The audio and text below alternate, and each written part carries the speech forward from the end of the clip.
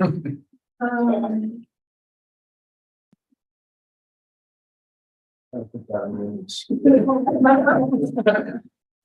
an extreme circumstance, right? No excuse from anybody else.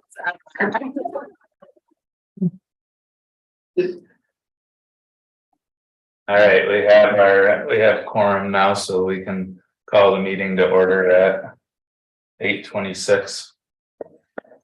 We'll start with What time it is, because we gotta track how far the construction. yeah. Let's start with our mission statement. Naturally, Lewis is championing the growth of a community where people want to live, work, build business, and play. We foster forward thinking and relationship building, connecting people, businesses, partnerships, and resources to effectively and efficiently grow our county. All right, so we have a few guests with us today. We'll start with privilege of the floor. Yeah, so today we have Troy Parker and Brandon and Kristen Cunningham. So Troy is our entrepreneur that we've been working with, as you all know, with Second Place Beer Co. to take over the brewery facility on Trinity Ave. And Kristen and Brandon are starting, they're entrepreneurs that came to us through DBA. And they are starting a container hydroponic farm, right? Am I saying that correctly? Yeah. Called Humblebee Farms. And this is a new development. They have been eyeing that Trinity Ave property since you guys started the business concept. And it just so happens that it worked out that Troy is interested in housing them on the site. So we thought it would be great to have both of them come in and talk about their vision and business ideas and what they plan to do for the future. So I think it would be good to do some introductions to start. You want to start? Joe Lawrence had been on the IDA board for a while now. And I guess my day job, I work for Cornell University in dairy and crop production. So. I'm Krista Doctor. I'm the executive director at the Chamber of Commerce. I'm Herb Frost, IDA board member for a little over a year and own Arbor Grocery Service. I'm Troy Barker, Second Place Beer Co. Currently work at Garland City, so this will be my second brewery. I'm Brandon Cunningham. We live in Loudville, we play in Loudville, so we're trying to hit your mission statement.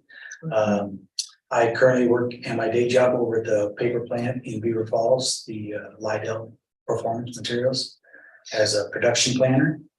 And I think that's about it for introductions.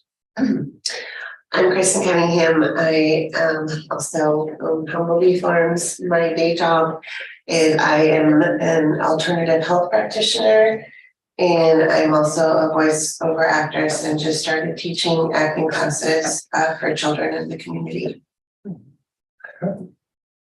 I'm Tom Gillette. I'm on the IDA board. I was a dairy farmer for 40 years, and in the last 10 years, I've been a real estate agent. I'm Kevin McCardle. I'm the attorney, I get the agency attorney, and my day job is also being the agency attorney. You formed the Backyardigans. I just want to compliment you on that name. That's a great name. Thank you. Cheyenne Steery, I'm the Director of Guidance and Incentives for the IDA. Brittany Davis, Executive Director, Ashley Lewis and IDA. Jenna Lorraine, Director of Partnerships and Programs for the IDA. All right. So Troy, why don't we start with you? Give us the overview. Yeah, so the overview is to build a small impact tasting room. Like a place where the community can gather and get together and talk about life. The ideal behind the brewery Second Place is like that home away from home. So I want to give it just kind of like that garage feel where you get together with a couple buddies, have a couple. I plan on doing 4 beers, distributing throughout Lewis County, Jefferson County, and some in Onondaga County as well. That will all be cans and some draft. I also would like to build that outdoor field. I have a great outdoor space there, so building out the patio there would be awesome. Have a nice fire pit. And for growth, I would like to say small and local. I want to work with local farmers too. Definitely want to find some dairy farmers to give the stunt green to. We have a couple that we use at Garland right now. Also for like produce. I want to find some local farmers for fruit and things like that to use in my beer. The long-term goal, this is like a passion project. Like I want to do like sour beers that are like spontaneously fermented with the actual environment and the natural air. Well, that takes like 3 years to produce. So it'll be nice to produce those beers, put them in barrels. Same thing with like dark beers and stuff like that. Yeah, and then just slowly grow from there and see where it goes. Troy, can you talk about your background with Garland? Yeah, so Garland is going on their 5th year. Me and Nancy, I hired Nancy at Bottle Caps, and she was the one that like left Cider Brewery because of my beer knowledge. So 2 years prior to even opening, me and Nancy sat down and wrote the business plan for Garland. I designed all the brewery equipment in there and was the one to put it all together. This was a ground up build out for the brewery. And then I also set everything up from POS to name it. So You built the bar yourself, right? yeah, I mean, it was pretty skeleton crew for the build out. So a lot of the work in there we did ourselves, everything from electrical work to building the bar to plumbing. So and like that's all like mechanics of the brewery too. So kind of engineering that aspect too. You kind of learn everything because if something breaks, it's not like something to call. So you have to do it yourself. Yeah, so we're going 5 years strong. Seems much longer than that. Just crazy. It seems like 20. So for the Trinity application, just to recap, so Troy plans to continue to brew on site, but also build a small tasting room in that building, Yeah. right? And build out that outdoor space. Yeah. We've had a lot of conversations about like the distribution piece isn't going to be a priority. It's really about bringing people to that site to drink the beer there and provide that experience. And we've talked as a board and organization, Lewis County doesn't have a single brewery. And is really looking for that sort of experience. That's like really rare in New York City too. Right. No, I think it will bring people in from all over too. I know like when I go to places, I always make it a point, there's a brewery somewhere along that road, I'll go 10-20 minutes out of my way just to go visit it, grab a couple beers, Yeah. bring back home and share with friends. So I definitely think it'll bring business in. Yeah. Yeah, and I do plan on like hiring. I have a couple friends, brewer friends that I will be hiring, and then looking for a taproom manager, then eventually a salesperson. So let's have Brandon and Kristen talk about their business and how it fits. And then we'll open it up to the floor for any questions. Okay, where to start? When I'm passionate about something, I have a tendency to talk very rapidly, so I'll try to pace myself here and know my audience, because I can get to talking pretty fast. For my own health concerns, I think I started getting interested in more healthy food as I transitioned out of the military and into a civilian lifestyle, a little slower pace. And so I started studying nutrition and the environment, and got turned on to aquaponics, which involves fish. And then I started taking like formal education classes in hydroponics and learned that aquaponics, hydroponics don't mesh very well. and went to a very large basil grow operation. And during the classes there, we learned about container farming, just got a little taste of it. And at the time we were in California, it didn't look like a container farm was very feasible there because, you know, to lease the property to put a container on would probably cost me thousands of dollars per month. So that didn't really look like an option. But then the opportunity came for me to move out here and take a job out here. And when that opportunity came, Chris and I jumped on it because I had been stationed out here a long time ago and loved it out here. It reminded me of my home in Wyoming. So we moved out here, and then after settling in, started getting back into our routine of trying healthy eating, healthy living, and just felt like, man, there just aren't a lot of good food options for going out to eat or even going to the grocery store and buying a variety of leafy greens and lettuce and vegetables and stuff. And, you know, unless you want to drive to at least Watertown or Syracuse or something like that. So we, I guess we just stumbled on that old idea of the container farm, and we contacted them because they were in Massachusetts, and we went out and visited them and instantly realized that like would be a great fit here in Lewis County. It's a 40-foot container, but it's about the equivalent of about 2.8 acres of growing. It's year round, and I can grow, they told us I can grow anything but an oak tree, right? Yeah. But obviously not even gonna attempt anything remotely close to an oak tree. Our focus is gonna be on lettuce and basil and herbs and leafy greens like kale and Swiss chard and even some edible flowers if there's some, you know, really premier restaurants that are interested in that kind of stuff. But the bread and butter of that will pretty much be lettuce and leafy greens and herbs. And we can do it year round, 365 days a year, harvest every week.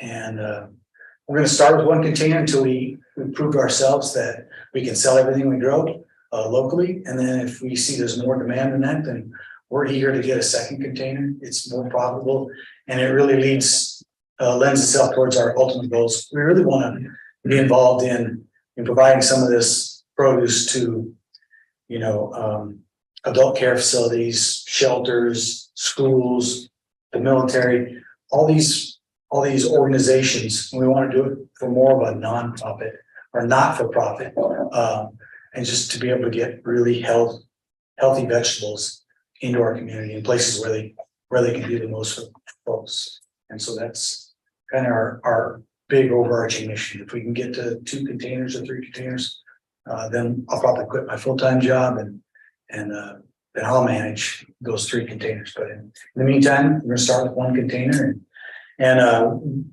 we probably spent 6 months driving around the county looking for locations. We found a lot of locations that were pretty good, but we really want to be where the population density was, and that's Loudville. And of the locations we found in Loudville, the one that just stuck out to us the most, especially with the plans that it might have for the future with the walking trail through there and everything. Troy's property looked like the perfect fit. And so I have been told there are about 500 of these containers throughout the world. Most of them are in the United States, and all those 500 farmers are on a network online, and they all basically unanimously say this is a draw. This becomes almost like a tourist attraction. People are very intrigued about all the technology that goes into growing hydroponically and how amazing it is. If you went inside the farm and you saw, you would be amazed. It's phenomenal lettuce. Chris and I do our market research like that all the time. We'll be out at a restaurant eating arugula or something salad, and we get about halfway through it and we look at each other and she'll say like, it looks like arugula. And I go, yeah, don't smell like arugula. It looks like arugula. I mean, technically it's arugula, but man, compared to fresh stuff, I mean, I think as we all can remember when we were growing up 20 years ago, fruits and vegetables were heartier, they smell better, they taste better. I think our country has been too focused on trying to mass produce to be more efficient and more economical. And what we've lost some of that. And that's where a container farm can bring some of that back. Just very locally, you're going to get the best tasting lettuce you've ever had. It's amazing. That's great. And can you guys talk about the synergies of you guys locating on the brewery property? Yeah, I mean, there's not a lot of that. There's some separation that Troy needs to maintain, and I want to respect that. So we have to be careful about having folks come and visit, that they're not you know, getting a beer and walking over to our container farm and trying to do that. So we have to work that out, make sure that we have very clear lines of communication, how we do that. But I think anytime you have a tasting experience, you have the ability to do some of that, where we can do some tours, as long as we have some control measures in there, so that Troy doesn't get tripped up and get in a situation that causes him difficulties. Outside of that, I would love to put a two-door stand-up cooler with glass fronts with our product in there, and folks can come and taste his beers and get some produce on their way out, and be a, what they call an aggregation point, a place for people to come and get their produce if they like what we have.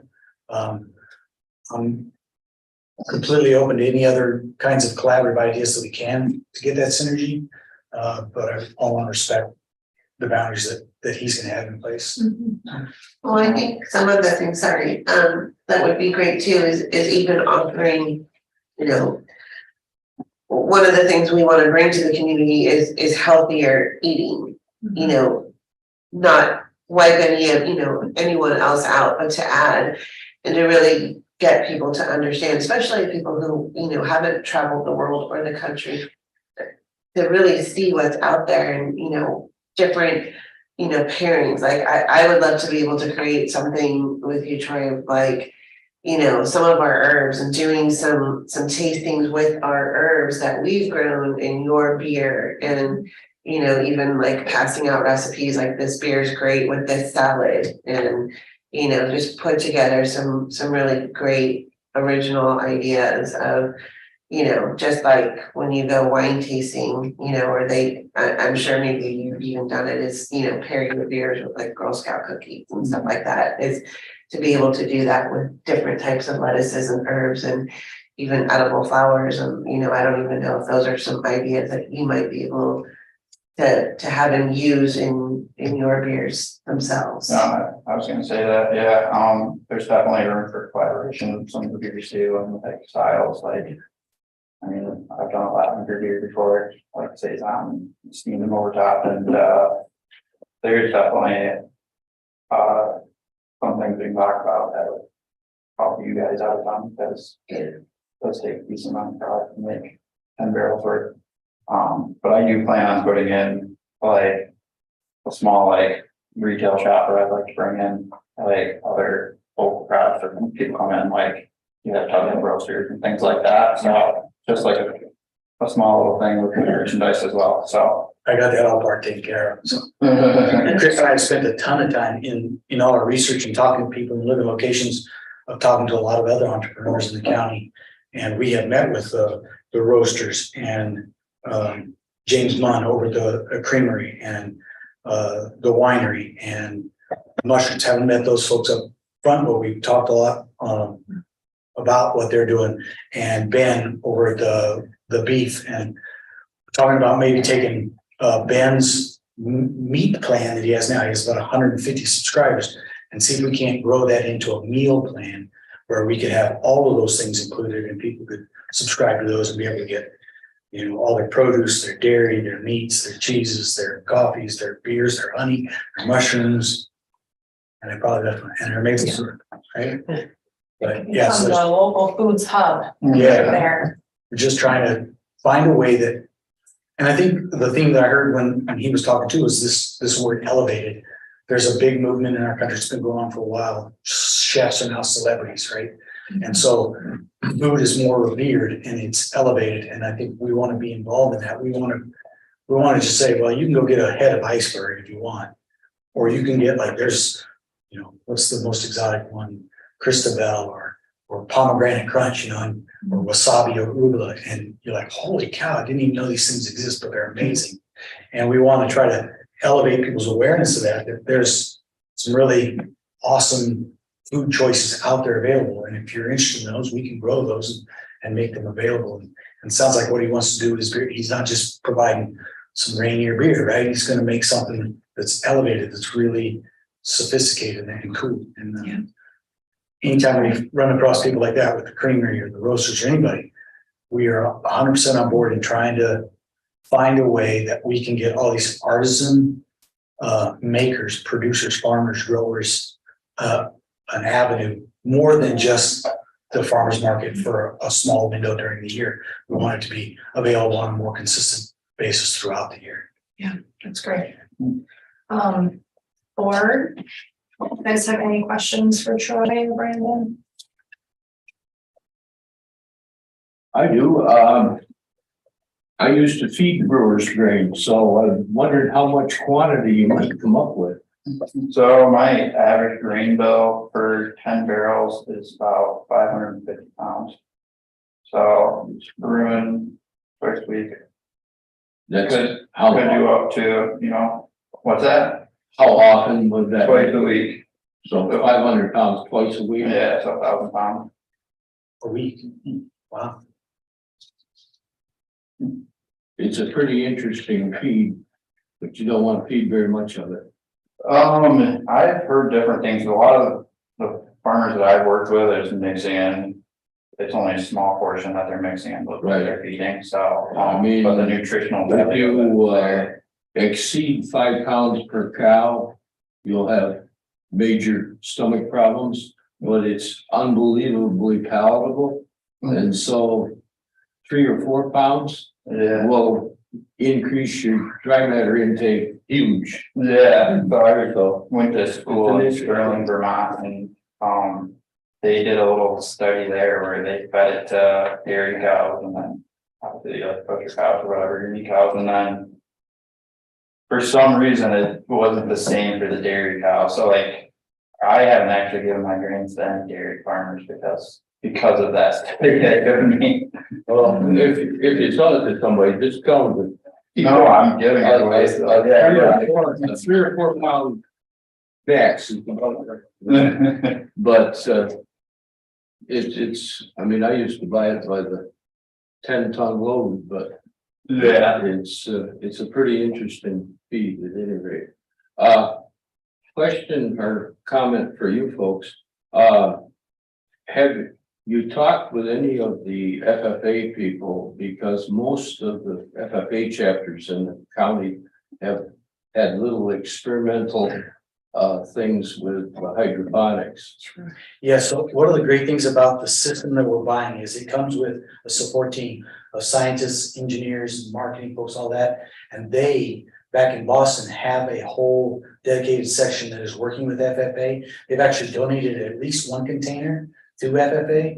And they have told me they're gonna get me in contact with FFA because BOCES and FFA, I grew up in Wyoming with dairy cows and alfalfa and beets and stuff like that. So very familiar, was always trying to get my kids into FFA because good college scholarship potential for them.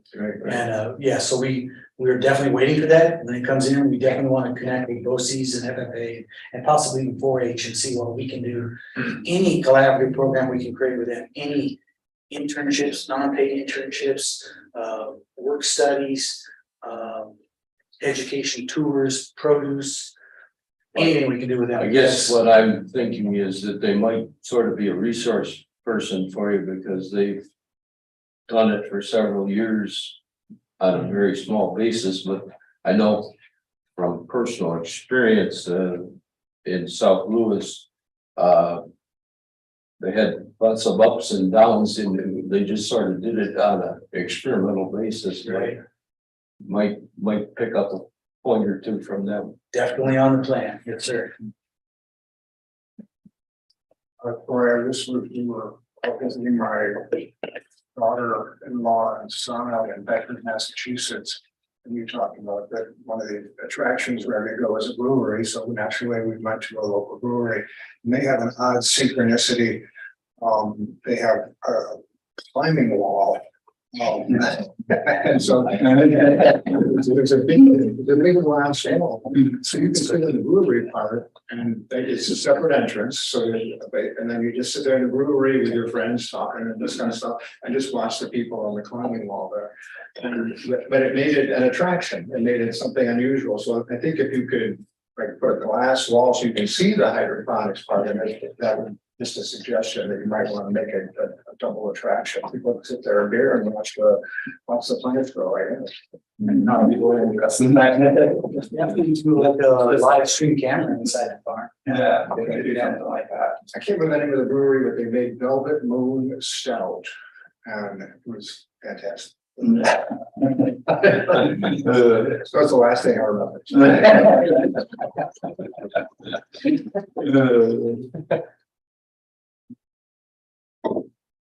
Any other questions? Cool stuff. Thanks for sharing. Thank you for having us. Yeah, thank you. Thank you. So we have some other things to do on our agenda, and then we do have to go into the executive session to talk about all the contracts. And then we will keep you posted on what the board votes on today. Okay. Okay. Thank you so much. for having us. Yeah. Thank you. Appreciate it. Brittany sent out did everyone have a chance to look at the minutes? Any questions or clarifications? On the minutes? A motion to approve. Motion by Herb, second, Tom. Are you there, Jessica? Yep, I'm here. All right, all in favor? Hi. Motion carries and it's approved. Thank you. Financial report, Cheyenne. Right, these were shared with the finance committee and they had a chance to review them, so we'll keep it pretty quick. On the balance sheet, the biggest items I want you to look at are the checking savings line, it's $3 million reduction up there. Directly corresponds to the accounts payable, that line down in the liability section. That's all pilot money coming in and going out. We're in our pass through season there. So that's not anything to be concerned about, even though those seem like huge swings. The other item to look at is under assets, fixed assets. You see a $200,000 reduction. That's the sale of the High Falls property. Any questions on that report? I had a little visit with Martinsburg's supervisor, and how's chances of them getting the pilot money coming through? Is it Very nice. We'll get there. okay? You mind if we talk about that in just a minute? Okay. All right. On the profit and loss, the items I'll call your attention to are the contract revenue line. We did get the $200,000 for economic development services from the county this month, or in February, sorry. And that's really the biggest notable on that report. We have way down at the bottom under other income, gain on sale of building, you see a negative. I'm gonna scroll down a bit, there you go, negative 69,000. That's just the way the High Falls transaction looks on our book. Actually, cash wise, we're in the positive on that transaction, but on an accrual basis, the way it's gonna show on our books is a negative. It's the way the accounts receivable and everything worked on that. Any questions or concerns on that report?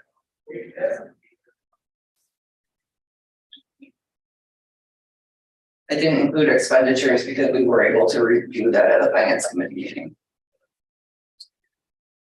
All